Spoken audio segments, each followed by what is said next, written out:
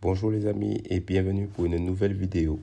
Aujourd'hui, nous allons réaliser ensemble une purée d'igname.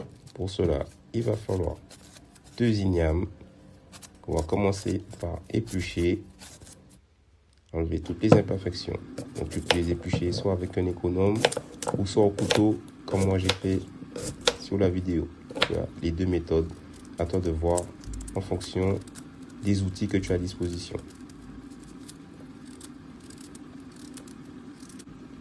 Une fois que tu as bien épluché tes légumes, tu vas pouvoir les couper en rondelles ou en petits cubes, les laver, enlever les petites imperfections et les lancer dans ta marmite pour la cuisson. Alors, tu vas lancer la cuisson de tes légumes, ils sont presque prêts. La cuisson dure à peu près 20 minutes. Tu les piques pour voir si c'est cuit. Si c'est cuit, c'est OK. Tu peux réserver tes légumes dans un récipient pour commencer ta purée. Maintenant, on va s'attaquer à la préparation de la purée. Alors, on va mixer tout ça.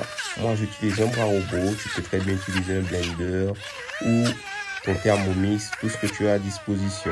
Donc, j'ai rajouté un peu d'eau de cuisson pour faciliter tout ça. Si tu n'as pas l'eau de cuisson, tu peux rajouter un petit peu d'eau. Voilà, une fois que tes légumes sont bien mixés, tu rajoutes un peu de beurre. Tu écrases tout ça pour donner la texture de la purée. On va rajouter du lait pour affiner la texture. Il faut qu'elle soit crémeuse, un peu lisse, comme la purée de pommes de terre. Une fois que tu as atteint cette texture, tu rajoutes encore un peu de lait. Après, c'est à toi de voir l'appréciation en fonction de la quantité de légumes que tu as mis dans ton récipient. Tu vas pouvoir saler, poivrer, rajouter un peu de fromage, touiller tout ça. Et ta purée, elle est prête. Et voilà, c'est aussi simple que ça de faire une purée d'igname.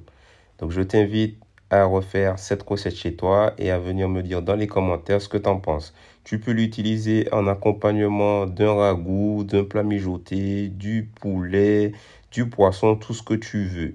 Moi, je l'ai utilisé avec un bon fricassé de porc. Franchement, ça passe crème. Donc, si tu n'es pas abonné, je t'invite à le faire rapidement pour suivre mes nouvelles aventures.